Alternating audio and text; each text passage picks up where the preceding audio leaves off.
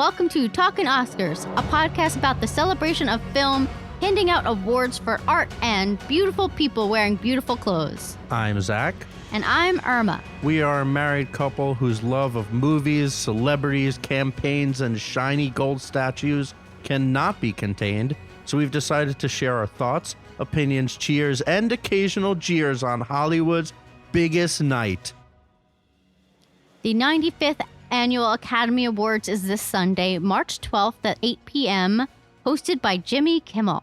Did you know, Irma, did you ever think, why do they call it Oscars? What is Oscars? You say it's the Academy Award. What is the Oscars? It's his name. It's the award's name. Well, he has I didn't a name. know that. I looked it up. It's a nickname for the statue. Yeah. And now we mostly call a whole show a nickname for the statue. And it turns out where that nickname came from, hotly debated topic. Isn't it? Probably, I assume the statue had to have been modeled off of some handsome actor, and that handsome actor was named Oscar. I think the statue was designed off something totally generic in some Art Deco movement, but apparently there's three possible stories. Three? Yeah, it was either the president of the Academy at the time said that the statue looked like her first husband, Harmon Oscar Nelson. Boring. An executive director of the Academy that thought the statue reminded her of her cousin, Oscar. Or a secretary at the Academy who found some passage from something that her brother said about some Norwegian war general, and that Norwegian war general was described as standing straight and tall. So I'm going to believe that last one because it's ridiculous. This all sounds so boring. Yeah, it is. Why couldn't it just be like some hot actor that they were like, oh, Oscar? I don't know. I want my Oscar. I thought those were fun facts. Either way, the Oscars are this Sunday, and we've got some thoughts and some predictions. We are going to run through almost all of the categories. The big eight we'll spend a little extra time on and discuss our thoughts. But for the smaller ones, I think we'll just briefly touch on some topics and give our predictions, even though some of them we have no idea, like score. I mean, I feel like it's hard to predict any of these, to be honest. I mean, sure, there's precursor award ceremonies, but like none of them really like reach Oscar level. So it's hard to really know. I'm confident. I think you're going to get all of the big eight. Yeah, right. All of the big eight. No, I disagree. I probably will be lucky if I get like a couple. We'll see, though. We'll see. Where should we start? We are starting with visual effects, and the nominees are All Quiet on the Western Front, Avatar, The Way of Water, The Batman, Black Panther, Wakanda Forever, and Top Gun Maverick. I would say that there's an obvious winner here only because James Cameron is in this category. But honestly, like this could go to anyone. Like All Quiet on the Western Front visually looks great. Like the visual effects are crazy. I don't think this one is obvious, but I also think there's only two possibilities, and it's an interesting dichotomy. The award is specifically visual effects. So do we honor a movie that's completely fake in Avatar, The Way of Water, or do we honor something that's almost completely in camera and there weren't that many effects because they just filmed it all? I know. It is actually pretty amazing. And of course, I'm talking about Top Gun Maverick. In the latter, I don't think All Quiet is interesting, but I don't think it has a chance. The Batman and Wakanda, no way. I'm saying Avatar, Way of Water. What's your final pick? I'm also saying Avatar, Way of Water. Give it to Big James. I feel like Top Gun could be something else. Best use of cameras and cool stuff. Next, we have production design. The nominees are All Quiet on the Western Front, Avatar, The Way of Water, Babylon, Elvis, and The Fabelmans. And this is where I think we hit a bit of a run for your boy Austin. Really? I'm kind of thinking it could be All Quiet on the Western Front. I don't know. The trenches and all of that looked crazy good. I don't know. That's my pick. All Quiet on the Western Front. I'm saying Elvis gets all of the kind of artsy behind the scenes stuff. I mean, you're probably right. But All Quiet, the fact that it was nominated for so many things, maybe it actually will win some of this, especially all the explosions. So production, sure, is a possibility. Yeah. But I'm saying Elvis. Next up in the same vein, costume design. We've got Babylon, Black Panther, Wakanda Forever, Elvis, Everything, Everywhere, All at Once, and Mrs. Harris Goes to Paris, which I don't know what that is. All right, here I have Elvis. I feel like it has to be Elvis here. It's Elvis. Yeah, there's no other. There's going to be a weird stretch, and then we're all going to get a little concerned about Best Picture. No, that always happens. Makeup and hairstyling. The nominees are All Quiet on the Western Front, The Batman, Black Panther, Wakanda Forever, Elvis, and The Whale. I also have Elvis here, though The Whale could squeak it out. I was about to say, I kind of forgot about The Whale with makeup. So I was like, obviously they're doing up all Elvis, making him look like Elvis and all the time period and every people. I mean, he looks great. They all do. It's crazy. And also, there was a fat suit in Elvis as well with Tom Hanks's character. So true. I thought Elvis was going to take all of these.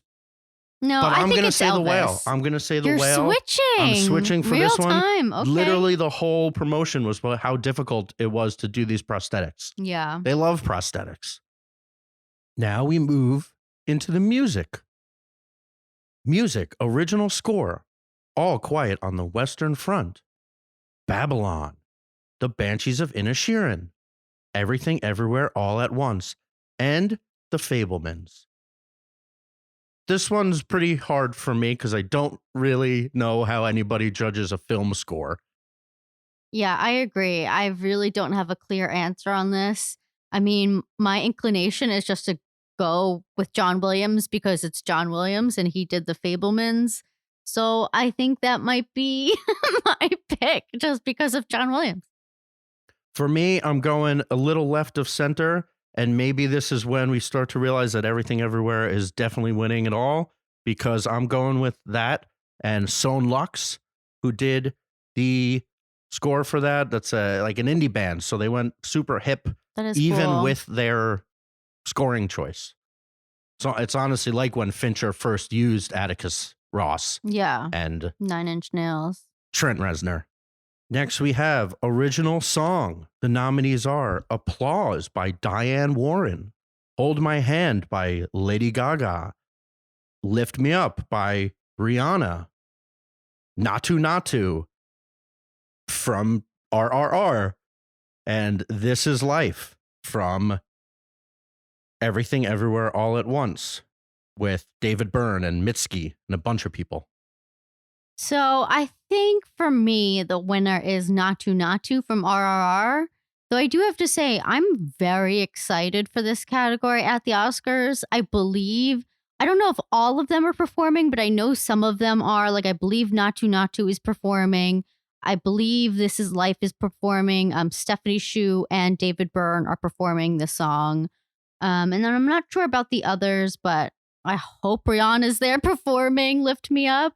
I think they give it to Natu Natu on this one. It's kind of been the major staying point for RRR is that song. It's and so because fun. They made a whole thing about flying out if they got nominated and performing it. And unless not enough people really know that story, and it's very possible there's a lot of voters, and then in which case they might just go with, I don't know, the song from Top Gun and give it to Lady Gaga. She's very famous. Yeah.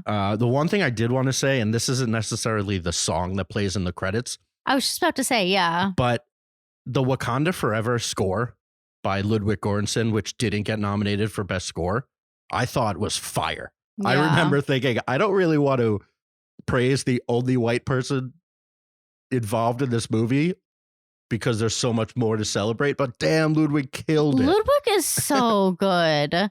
Yeah, because he did the first two scores for The Mandalorian. He's amazing. He really works good. with Childish Gambino. Yeah. He's great. Yeah, and also that's a thing that I don't like is when these songs are just playing during the credits. I feel like they really should be in the movie or integral to the movie somehow. Yeah, an argument as old as time. A best song that accompanies a movie versus best song that's in a movie. I mean, it would significantly lower the amount of things that could be nominated. But yeah, a I'm not definite saying they have to argument. be like performed in the movie, but like I think the "Lift Me Up," the song in Wakanda Forever, plays while maybe like I think one of the funeral processions, Yeah, like I'm just saying, true. like it's in the movie, like it's used for like an emotional beat, I suppose. Yeah, I'm not sure. I feel like the Top Gun one is just the credits song, right? Yeah, Another one that we are ill-equipped to talk about, but we're gonna do our best and put in our best guess is film editing. And the nominees are The Banshees of Inisherin, Elvis, Everything Everywhere All at Once, Tar, and Top Gun Maverick. I have no clue. Another interesting one of how do you judge it? Everything Everywhere All at Once feels like a fairly obvious choice. I agree. But then I'm going to talk about this a little bit, the writing, but do you judge film editing on just how much they cut? It's like all the fast cuts and stuff. Is that what makes good film editing? Or is it just knowing when to leave a scene longer? You know, it's weird to even think about. How do you judge best editing? I know. I'm thinking Top Gun Maverick just because, I mean, it's unbelievable what they do in the movie. But I don't know. Do people want to vote for that? You know, like it could be Tar. Hey, go out on a limb. Pick one. I'm picking Top Gun Maverick. I'm going to say Everything Everywhere All at Once. But again, if Elvis wins this, we're in trouble. No, we're not. Yeah, actually, this is a pretty big indicator, right? That would be a weird one. Oh, shit. Should I pick Everything Everywhere All at Once? No, Maverick. Well, usually I want to say, I don't know if this is super accurate, but I feel like I heard once that whoever wins film editing is usually hand in hand with Best Picture. That feels vaguely familiar to me as well. So maybe I'll switch it to Everything Everywhere All at Once. We'll accept your switch. Okay. Next, we have International Feature Film, and the nominees are All Quiet on the Western Front, Argentina, 1985, Close, EO, and The Quiet Girl. I feel like of all of these, All Quiet on the Western Front got such a big push recently. So I think that can literally be the only thing. I mean, RRR is not in this category. And if it was, I think I would be torn between the two. But I mean, out of all of these, I think I have to go All Quiet on the Western Front. Hard agree. It's nominated the most. Argentina 1985 won something though, right? I don't remember. I can't remember. It definitely did, but yeah, All Quiet on the Western Front, easy, and might even be, after getting nominated for like 14 awards, might be the only one it actually wins. Yeah. Do you want to know something weird about this category? Yes. Is that since it's the country that submits for this, it is the country that actually wins the Oscar. So the Oscar doesn't go to the filmmaker. I only just learned that this year. I feel like that's bizarre. It is bizarre. I do actually see that. I'm looking at the official Oscars ballots, and all of the other ones said the names of the nominees, and this one just says All Quiet on the Western Front, Germany. I know. I just find that so strange. I mean, but the people that accepted are the producers and directors. Yeah, but they don't get one. Or maybe they get a statue. They go home I with don't a know. statue. That seems weird. Yeah, well, it's like each country's film academy, because like there couldn't be two Germanys on here. They have to pick Yeah, one. I know, I get that, but Yeah. why should Germany get the Oscar? I don't know. Next category, animated feature film. The nominees are Guillermo del Toro's Pinocchio, Marcel the Shell with Shoes On, Puss in Boots: The Last Wish, The Sea Beast, and Turning Red. I loved Turning Red. Truly, I really did, but I do think it's Guillermo del Toro's Pinocchio. Another lock, top of the list of the nominees, easy peasy. Yeah, I feel like you can't have Guillermo del Toro in any category. He'll just win. It was a beautiful movie. Yeah, and I liked his take on An it. adult theme. It looked cool. Mm-hmm. And you could tell like he put a lot of care into making it. And the final not top 8 category could probably be considered a top 9 if you wanted to stretch it, is cinematography. And your nominees are All Quiet on the Western Front, Bardo, False Chronicle of a Handful of Truths, Elvis, Empire of Light, and Tar. So I'm definitely not equipped to speak on cinematography and everything that goes into it. All of these movies look beautiful, at least the ones I've seen. I haven't seen Bardo. My inclination is to go with All Quiet on the Western Front. Part of me wants to say that this is Elvis again. I think people like Elvis. Do you like Elvis? No. It sounds like you really like Elvis. No, but I just feel like it's nominated for all of these things. Why? Yeah, that doesn't mean much. It could lose a lot. I'll go with All Quiet. Also, one interesting tidbit is Empire of Light. The cinematographer is Roger Deakins. This is his 15th time being nominated for Best Cinematography. A bit of a legend. And much like Best Original Song, that Diane Warren gets nominated for songs, even for movies that are not involved in anything else in the Oscars. This one feels like a Roger Deakins got nominated for Best Cinematography because everybody knows his name, and Empire of Light is here instead of, I don't know, Top Gun. Yeah, true. True. Yeah. And now we enter what I'm calling the Big Eight, even though I think in the show they do the writing first. Yeah. No, I think in the show they do supporting actors and actresses. Actually, I think you're correct. They start with the more famous people, but writing is definitely early. Yeah. One thought I was having about best screenplays is it often seems like it mostly awards best dialogue, which feels like a different award. And I don't know if that's just a lazy, obviously the words are the most impactful or impressive. So yeah, best screenplay. But the screenplay is so much more than just dialogue. I mean, sometimes, not all of them. It depends on who's writing the screenplay. Yeah, I think it's very often, though. I forget what interview I was listening to, but like the person who wrote the screenplay had every action, every movement in the screenplay. And that's pretty rare, I think. I don't think a lot of people do that. Yeah. Well, that person had to be very well established or directed their own screenplay because no one would ever accept that. Yeah, I guess no director would. Yeah. As a boy that slightly dabbled in looking into screenplay writing, you had to be as simple as possible. Just an interesting thought. And I think that will definitely be taken into account with the winners in these two categories. So to start it all off, best original screenplay is The Banshees of Inisherin, Everything, Everywhere, All at Once, The Fabelmans, Tar, and Triangle of Sadness, which can get out of here. I really have no idea. Yes, you do. I know. I think, I'm sorry, what's the guy who wrote Banshees of Inisherin? Martin McDonagh. Yeah, I feel like the Academy loves him, loves rewarding him. I think he's been winning a lot for this exact category. Todd Fields, who wrote and directed Tar, I almost feel like this could be a good award for him to win because I don't think he's winning director. I'm not sure if Cate Blanchett is winning. Spoiler alert for my future pick. The Fabelmans, Steven Spielberg wrote that with Tony Kushner. We should say Tony Kushner has never won an Oscar, which boggles my mind. Everything Everywhere All at Once, that was written and directed by both of the Daniels, and they have been winning, right, in this category as well? Or has it just been The Banshees of Inisherin? I'm not sure. What are you thinking?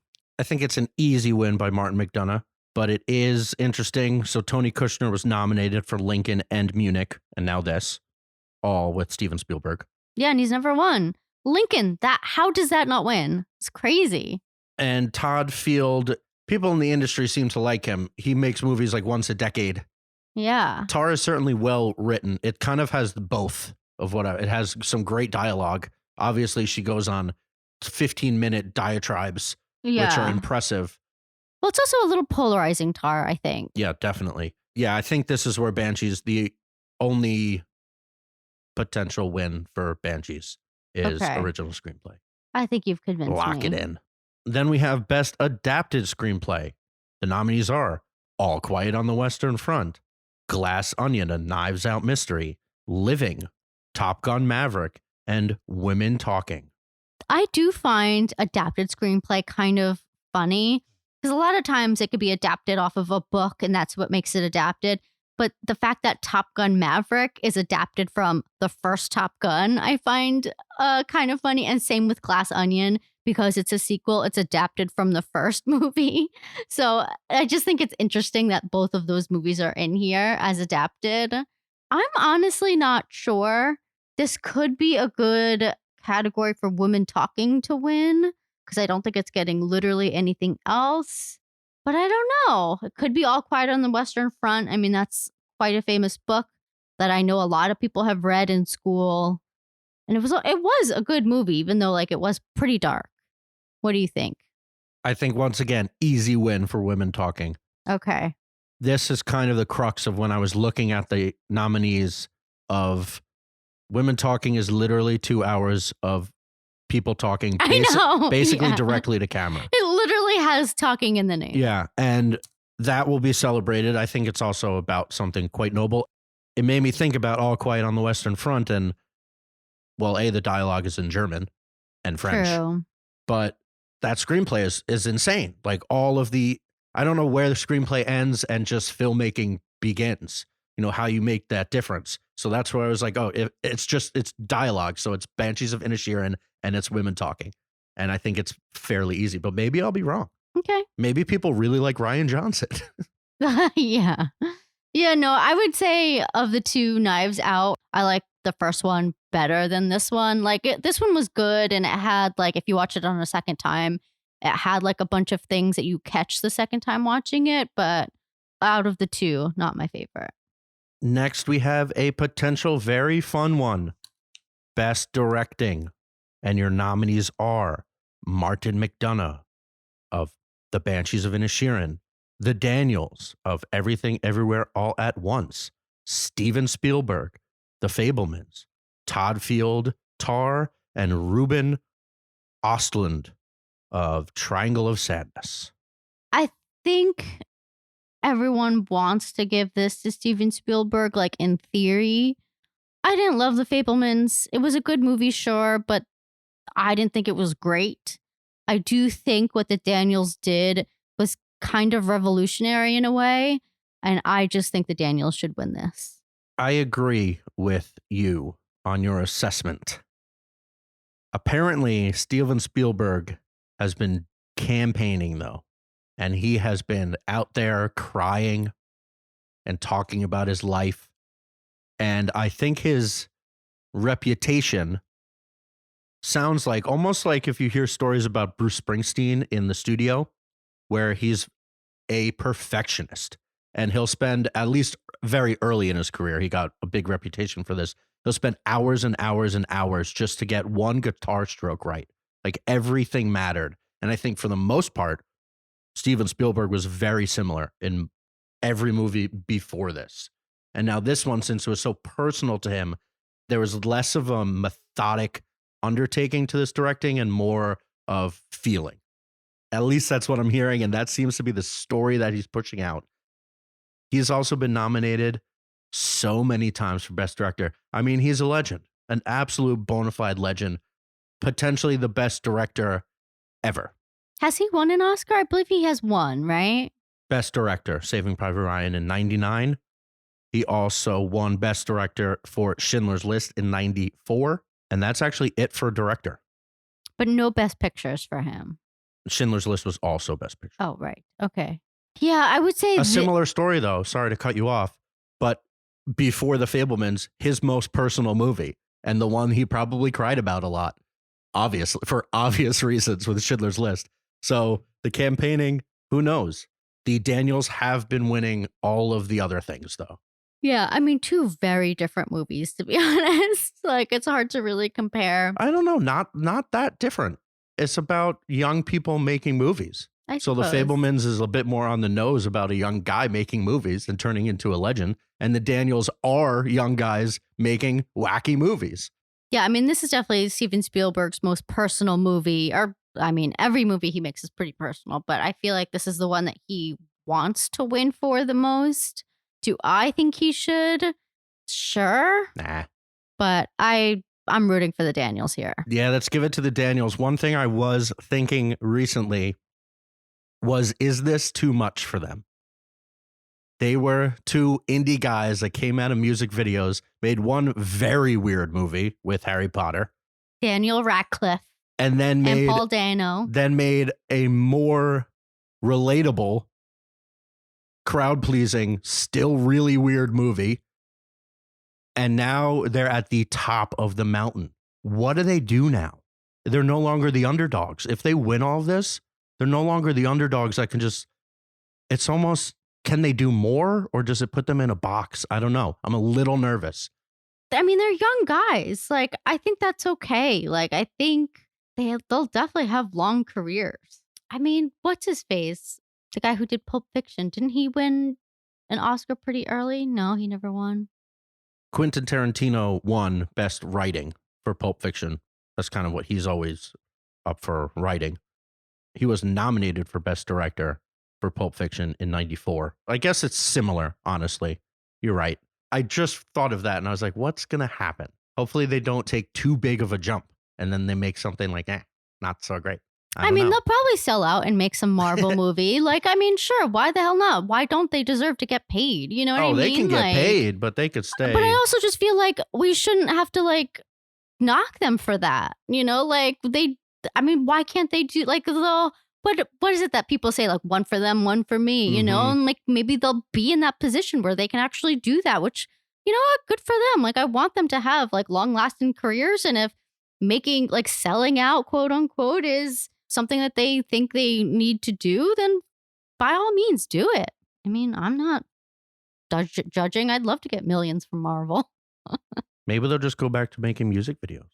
Oh, yeah. Well, I don't think there's much money there. So we're both saying the Daniels are taking this. They're going to be all smiles, huh? I hope so. Now the big ones, the acting awards, starting off with Best Actor in a Supporting Role. Actually, first with the acting, do you want to talk about the gendering? Because I think it's very interesting. And the SAGs have done away with it. Yeah. And at this point, it's 95 years of saying actor versus actress. And it really doesn't make sense to me. It never has. The argument now is, I guess the argument actually always has been, unfortunately, that if they did it, it would be like 9 guys and 1 girl, like Cate Blanchett and all the boys. Well, that's what I was going to say. That's the only reason why I like it, because it forces us to have at least a woman and a man win. But yes, like if a non-binary person was to be nominated, where would they go? That's what would kind of suck, happen. That they would have to like choose. Essentially, like well, I guess a non-binary, so a trans person would just go with how they identify, but someone that doesn't identify. The woman from House of the Dragon, Emma Darcy, identifies as they. When Emmys come around and what they want to nominate them, where would they go? Actress. It's going to happen. Also, I mean, sure, they're going to be nominated. I assume portray a woman in the show. But it is how it like is now, yeah. It has to be discussed. Yeah, it would have to be a discussion for sure. Which is odd. Yeah, like you said, it's nice that we can always guarantee an even distribution of men and women. But when you're comparing art, it's not like athletics, where it's like basketball teams. It's not going to be an even playing field.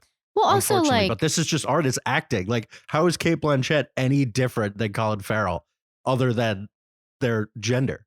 No, absolutely. And also, like, when you look at the rest of the other categories, it's not like they have best female director, best male director, right. You know? So it is, yeah.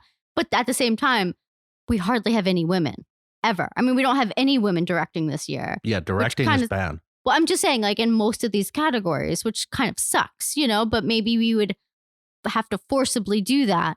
But then you would have to make the categories like 10 nominees, I think. Yeah, oh, definitely. Rather than 5.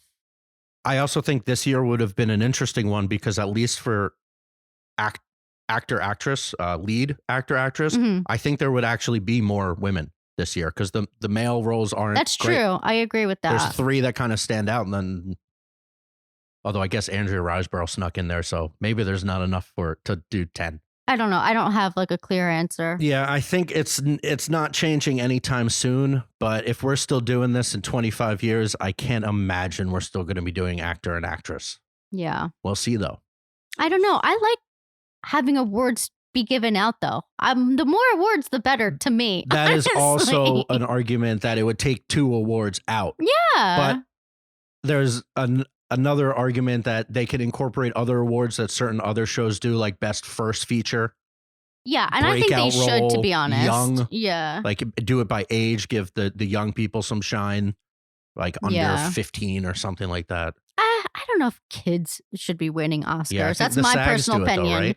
Yeah, but that's a SAG. They would definitely have to introduce, I think, 2 more categories to make up for that. I agree. The Indie Spirits do Best First Feature, which is a cool way to honor a up-and-coming filmmaker, but also that's the point of the Indie Spirits, is to celebrate up-and-coming, where the Oscars is like, you've made it, basically. Mm-hmm. Interesting topics to ponder. We'll see what happens the next decade. We'll still be here doing the show. Hopefully. And back to the awards. For Best Actor in a Supporting Role, the nominees are Brendan Gleeson from The Banshees of Inisherin, Brian Tyree Henry from Causeway, Judd Hirsch from The Fabelmans, Barry Keoghan from The Banshees of Inisherin, and Ke Huy Quan from Everything Everywhere All at Once. Here, I think there's only one answer, and it's Ke Huy Quan. He's been killing it. It's the lock. It's the lock of the entire awards. I think we can predict a lot of these things. This is the one that it's not even a question. If you look at the Vegas odds, it would be ridiculous. You'd be an idiot. I was just about to say, should we put all of our money on Ke Huy Quan winning? No, because we'd have to put like $20,000 to win $20 probably. That's so crazy. Yeah, he's won everything. Everybody loves it. I guess except for the BAFTA, right? Was Barry Keoghan. Yes. That's a very British thing, and that's fine. I like him. If there had to be a second, it's Barry Keoghan from The Banshees of Inisherin, but also Brendan Gleeson. How do we celebrate Colin Farrell so much? Yeah. Either of them. But then also, I guess they end up splitting. Yeah. What people loved most about Banshees from a supporting spot. And it's just Ke Huy Quan. It's the best story. He's been given all the speeches. He's crying. He's going to cry again. I know. I'm so excited for him. He's so cute. Short round for an Oscar. Wild. Great stuff. We love seeing it. Next up, we have Best Actress in a Supporting Role. The nominees are Angela Bassett from Black Panther, Wakanda Forever, Hong Chow from The Whale and The Menu, let's be honest, Carrie Condon from The Banshees of Inisherin, Jamie Lee Curtis from Everything Everywhere All at Once, and Stephanie Hsu from Everything Everywhere All at Once. So my prediction here is that Angela Bassett will win. I know she hasn't won very much leading up to this, but I still think that's okay. The only person I could see coming in and possibly beating her out is Jamie Lee Curtis, because she is so beloved by people in the industry. But I do think it's Angela Bassett. Did the thing. I also think it's Angela Bassett. We are in America, baby, and we love us some Angela Bassett. I actually don't think that Jamie Lee Curtis is number 2, because either way you parse it, they both did a great job in their movies, but these are career awards. We're giving Angela Bassett the award for everything she's done in cinema and everything she is. I mean, to it the would country. be It would be the same thing for Jamie Lee Curtis. So if you're making the same argument, it's going to be Angela Bassett. I think the competition is potentially, if you're just thinking like, wow, that was an excellent performance by Carrie Condon. And she was the only woman in this house of men holding her own and I mean, she was great. Given the emotion. Yeah, I don't see her winning. Personally, I don't. Probably not going to happen. Just thought I'd bring it up. Yeah, Angela Bassett all the way. Great stuff. I wanted more of it. I think I've said it in the past when we've talked about Wakanda Forever. I wanted more of that sad Angela Bassett thing. He died. It was really sad. And she carried those parts of the movies. Spoiler alert, she dies too. It's going to be so sad. That's it. She'll probably give a fantastic speech. And she's stunning. Yeah. Oh, I'm so excited to see what she wears. She always has like the greatest outfits on. Now, the moment you've all been waiting for. The big 3 to close out the night. We will start with Best Actor in a Leading Role.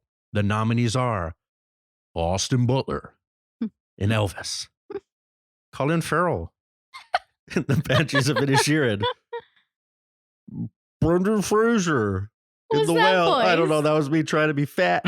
No, my God, Zach. If anything, you should have done his Airheads voice or something. Oh yeah, Paul Mescal in After Sun. That was me trying to be very silent. And Bill Nighy. Yeah, Bill in Nighy. Living. This is it. This is a big one. This feels like the heavyweight fight of what's going to happen. We can say I love Paul Mescal, and After Sun was great, and we actually haven't even seen Living. I think it's kind of only on here because of Bill Nighy. But we all know it's Elvis versus the Fat Man versus the Irish career legend. And it's an interesting one. I think it's anybody's game at this point. They've all won different things. It's not as clear as like Kiwi Kwan's that just has won everything. It really isn't clear at all. I don't have anything marked for this one. This is the one where I'm still not sure. I mean, my gut just tells me to go to Austin Butler just because the Academy loves a biopic role and they love awarding people that can like seamlessly transition into another person. And Austin Butler was so good as Elvis. Like, I was mind blown, to be honest. But I also think it should be Colin Farrell. That's what it's saying in my gut, is Colin Farrell. I think he deserves it the most. The movie was so good. But then, yeah, your guy, Brendan Fraser. You love him. I don't know. I don't know what to do. What are you thinking? So if you had to do a winner you want versus a winner you think, an actual prediction, you're saying you want Colin Farrell. I want Colin Farrell, yes. But you think, pick one. You got to pick. Who's actually taking the award? I think it is Austin Butler. Oh. I know. Well, if anything, like, was it the Rami Malek year? That taught me anything. Just go with the biopic. Yeah, I don't think the Rami Malek year had the Brendan Fraser or Colin Farrell. I think it did. Yeah, Rami Malek won over Bradley Cooper in A Star Is Born, Christian Bale in Vice, Viggo Mortensen in Green Book, and Willem Dafoe. So, and it should have been Cooper. Cooper. It should have absolutely been Cooper that year. Yeah, I guess. Now I'm looking back many years, but I think Rami did a good job. I don't know. None of those are. Yeah, I guess you're right. It just feels similar to me slightly. I do think it should be Colin Farrell to win. I'm picking Brendan Fraser. I was gonna say Elvis, but you know, oh no, I kind of my mind is thinking that Austin Butler is winning. So who do you want to win? Brendan. Who do I want to win? I kind of think Colin Farrell also, but I don't think he's in the running. I just thought he was so good, waffling between funny and sad and serious. I've said it every time we've talked about this. I mean, he's great in everything he does. Yeah. This was a standout. So who do you think will win? So that's who you're waffling, Brendan and Austin. Yeah. Before the SAGs, I thought it was an easy Austin Butler. And then Brendan Fraser won the SAGs. I'm going to go with him. You're going with Brendan? Yeah. I don't know what to do. Not the ingenue. The ingenue can stay and probably never get nominated for anything ever again. I know. That's the thing. I don't know if he'll be nominated again. I mean, I don't know. Prove us wrong, I guess. But Brendan Fraser, he's got the story. It's at the comeback. He was super famous and then he was working, absolutely, but just not at the same level.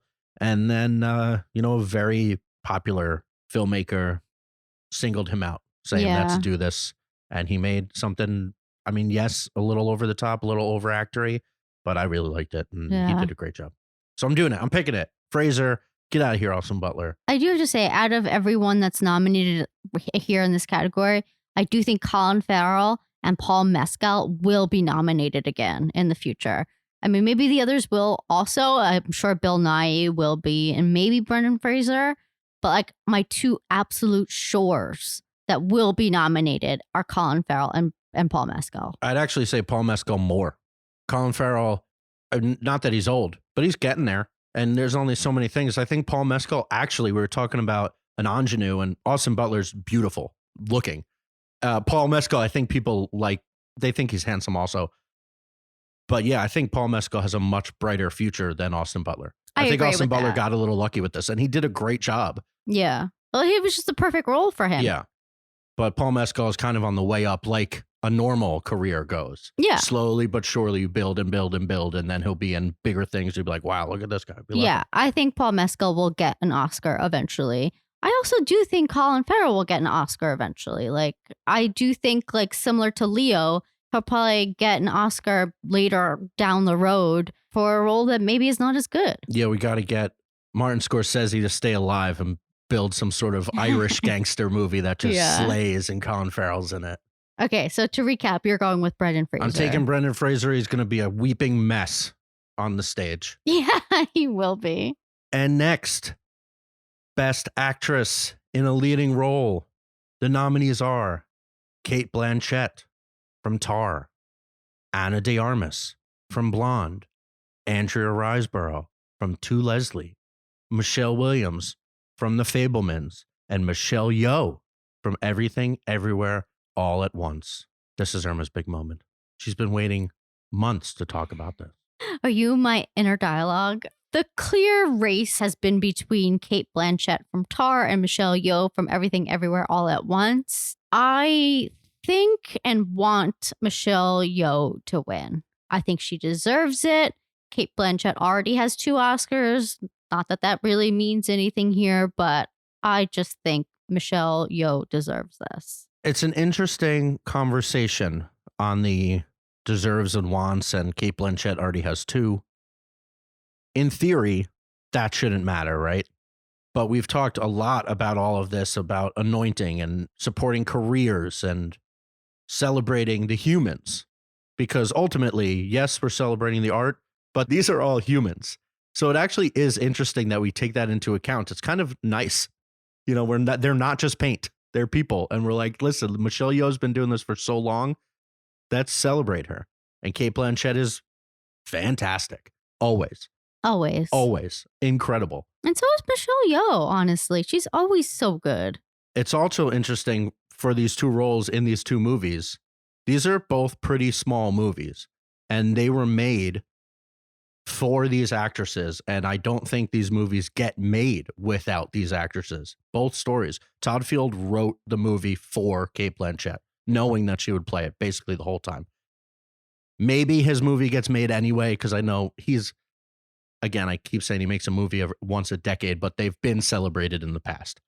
The Daniels, I think if they don't get Michelle Yeoh to sign on, I don't know what happens to this movie. Because she was number 1, I think, that signed on, and then it all really started getting rolling. Without her and being like, well, this screenplay is crazy. And they can be like, well, we have Michelle Yeoh. And she'll be like, yeah, okay, keep going. Yeah, that's true. It's interesting. Both movies, people really like Cate Blanchett. I know. I'm not saying she's not great. Another thought I had was Everything Everywhere All at Once seems to be this weird, young, cool, hip, new movie that the cool people are getting behind. So it wins the indie spirits and it wins the critics' choice, but it loses the older people. We think, oh, the old fogies are not going to vote for this movie because they're too old-fashioned or this performance. But Tar is really weird also. Tar is almost more hip and critic-focused and winking at critics and wanting their attention than Everything Everywhere is. More about art and what art does to a person, and how if we let it take over, how it will kind of ruin our lives in a way. And it's almost like an indictment on the industry. So I don't know, maybe they won't want to root for it. True. Yeah. Do we have our small Tar conversation? We never really talked about Tar. We're already talking about it. Okay. Just some quick thoughts. Tar is a very interesting movie. I think it's clear that both of us really like Everything Everywhere All at Once. We're excited to see it win the next award. Tar, a lot of people, it's their favorite movie of the year by a significant margin, actually. Well, I feel like a lot of like film people really love it. Yeah, and they're saying when we look back, this will be the standout of the year. It certainly brings up a lot of interesting topics. It is kind of on its face value, it's a Me Too movie. It might be the de facto Me Too movie when it's all said and done. A lot of the other ones are much more on the nose or about real people. So then it's not as much art, it's more documentary, like she said. I don't know if we need a de facto Me Too movie. It's certainly interesting. And what I felt most interested about Tar was what you were just saying. It's comments on art and what is art and who are the people that are making art. I think it's no mistake that he made the main character a conductor. Yes, absolutely. I've heard an interview that he was asked to do a story about a conductor, a real life conductor or something. He was writing something. And that kind of got him down this path of being interested by the world of conductors. But there's no way to not see that conductors are very similar to a lot of directors. Or he's kind of making this comment of like, what exactly does a conductor do? They didn't write the music. They're not playing the music. So they didn't write the movies. They're not acting the movies. Most of them aren't shooting the movies. In his case, he is writing it. So his case is different, but I couldn't help but thinking like there's a direct correlation here between conducting and making movies. And the moral that came out of it for me was that all of it's bullshit. Yeah. Literally everything we're celebrating right now. We spent an hour talking about it and we're giving awards out to these people for it. And he's looking me in the face and going, this is bullshit. At least that's what I took from it. What I think is very interesting about Tar is he doesn't make any of it obvious. He asks questions. He doesn't answer anything. And then the song at the end, it's all about this beautiful classical music. And then the song over the credits is this electro pop bullshit. Yeah. It's really weird. Like that hit me in the face. I was like, oh, so you just spent 2.5 hours telling me how important this is, but you know it's not important. Yeah. Which is really interesting. The movie. Well, it's only important because you yourself think it's important. You know what I mean? Like the person doing directing thinks like, oh, I am the most important person here. And so I deserve all of this and I deserve for you to listen to me. And that's kind of what it's about. And then like her taking advantage of these people who have to follow her, essentially. I mean, the more I think about it and talk about it, I think I did like it more than what I initially did. I do think it deserves a rewatch now, like seeing all these underlining meanings. How about the theory that the last like 15 minutes is a dream? I don't know. Yeah, I'd have to watch it again just to really get that. Similar to the theory that Tom Cruise is dead the entire time of Maverick. Which that is I do subscribe to. But anyway, I think we're both picking. No, I don't. This is another one that I'm not so sure. Let's go with Michelle Yeoh. Kate Blanchett. People really do love her. But yeah, I want Michelle Yeoh to win. So that's who I'm picking. I'm going to say Kate Blanchett wins and apologizes to Michelle Yeoh. No. Says, I don't deserve to be up here. Michelle, you're so beautiful. That's my official selection. That's exactly what's going to happen. So you're putting Kate Blanchett. Kate Blanchett. You just switched it. I did. Okay.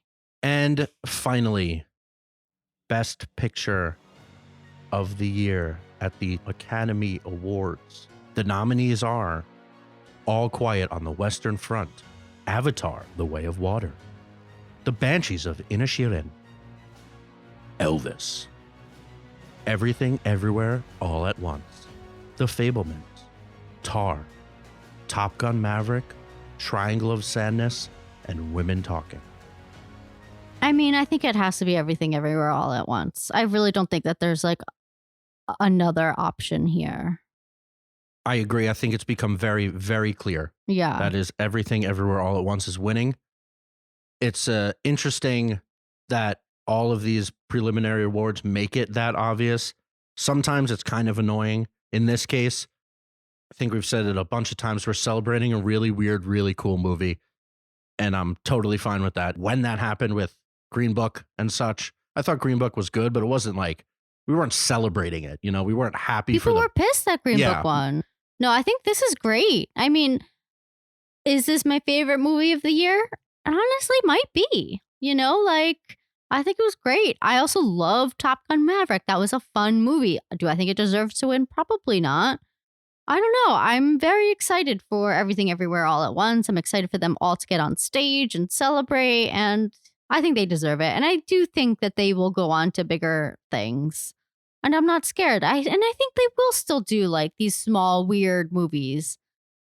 They'll just have more freedom to do it. Yeah, well, the fact that you just looked at their IMDb and they don't already have the next 5 projects. They're just basking in this. They're taking their time. They're doing campaigning, obviously. Sometimes when this happens, especially with actors and such, they've got so much to go. They've already been cast in Marvel and They've just got the next 5 years mapped out, and they don't seem to. I'm sure they have ideas, hopefully.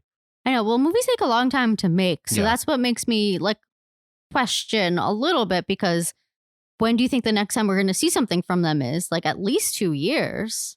I mean, unless they already have a couple scripts written and they don't have, and they're not like in production yet. But it takes a long time to make a movie. Yeah, Everything Everywhere All at Once came out in 2022. Obviously, they've done some directing with Awkwafina. They directed some of the television show Legion, but Swiss Army Man, which I keep coming back to, came out in 2016. So that was a 6-year gap between their movies. Yeah. I can't imagine that'll happen again, because I don't think the next one will be as hard to make for them financially and name-wise as this one. But yeah, at least 2 years, if not more. But that's fine. You don't want to push it out too fast. And like we've hinted at, I think the only potential spoiler, and at this point, I know I joked about it a little bit, I don't think it's realistic anymore, but Elvis could sneak in there, especially with preferential ballots. I don't know if a lot of people just turned on Everything Everywhere and just didn't get it, and they watched Elvis and they loved seeing Elvis and it was a fun time for them, and they have Everything Everywhere kind of low on their preferential ballot. I mean, do you understand what a preferential ballot is? Because I don't. Yeah, it doesn't make any sense to me. You rank all of the movies instead of just picking a winner, and then each rank has a certain score associated with it. So let's say if there's 100 people and 50 people put Everything Everywhere All at Once number one, or 51, let's say. In the old system, Everything Everywhere wins Best Picture. It's it's the majority's favorite movie. In this case, if 30 other people put Everything Everywhere All at Once number 10, and those same people that put it number 1 put Elvis number 3, and the same people that put Everything Everywhere 10 put Elvis number 1, Elvis has more points. Yeah, I guess I didn't realize that's what it was. Okay. Well, because people always say like, oh, things cancel each other out. And I'm always like, I don't understand how that works, but okay. Yeah, I think for Best Picture, that's no longer really a thing, because you could put Everything Everywhere All at Once, Avatar number 2, and Top Gun number 3. So it's there. Yes, you're putting one over the other, but it's no longer like you're picking between Avatar and Top Gun if you're committed to giving the big movies the win. I see. I think with the everything else, I think is still just I'm voting for Cate Blanchett, and that's my pick. So the big winners of the night, we will be celebrating Everything Everywhere All at Once. We saw it at the Williamsburg Theater. We heard it was a hot indie hit. We walked out of it excited. But that is it. We've done all of our predictions. We will obviously be watching live on Sunday night. I will be live tweeting about it. Follow us on Twitter at Talkin Tent. I will also be live tweeting the red carpet if anyone wants to follow along. And then after the Oscars on Sunday night, we're going to hop back on and just give our reactions. How wrong were we? How right were we? I think we're going to be doing pretty good, even though the actors and actresses, we split. So one of us is definitely going to be right. I think it's going to be Irma, honestly. That's what I said. I think she took the better choices. But we will see, and we will discuss it. Any shockers? If any very famous comedian gets slapped in the face, oh shit, we will be definitely talking about that. Hopefully it doesn't happen. We'll probably talk. I'm excited for Jimmy to be back. Do you think Will Smith will be there? Because normally, normally the best actor gives the best actress the award. He's no, banned. I know, but like, how are they going to do that? How are they going to do that? It's going to be really obvious that like he's not there. It should be Chris Rock. That would be very funny. That would be funny. Maybe they'll just do the year before and just have him come back again, whoever that was. Wasn't that what's his name? Anthony Hopkins. Well, he's not coming either. I know he's not coming either. That's what I'm saying. Whatever. That'll be interesting. We'll talk about it on Sunday. Yeah. And anything that happens, I'm excited for Jimmy to be back. Jiminy? It's been since the La La Land fiasco. Then they didn't have a host for a while. Then they used Wanda Sykes. I think they need a host. Yeah, I'm excited for him. And I hope Ariana DeBose is back singing an amazing song that we can all sing along with. With our luck, she'll have Lin-Manuel rap along with her. Yeah. And it'll just be another one of those. Even though I like Lin-Manuel. He got overexposed. Yeah. For a while. Totally unrelated. But yeah, I can't imagine she's going to want to put herself through that again. I mean, hey, I think people are embracing it at this point. People love it. I love it. Like, I think it's awesome. Maybe Jimmy Kimmel will do it as a bit. My gosh, I hope Sal. so. Oh my gosh, it'd be so funny. Anyway, I'm excited. So we will see you right after the Oscars, and I'll try and post it as fast as I can. Hopefully Craig can edit it very quickly and we can get it up Sunday night. Again, please subscribe so you know exactly when that episode goes up. 2 bonus episodes for the biggest night in Hollywood this week. Follow us on all the socials at Talkin Tent, and email us if we missed anything. If you have thoughts, if you have your own prediction, feel free to fill out a ballot and send it to us at talkintent@gmail.com. So from our living room to yours, are you excited for the Oscars? Bye.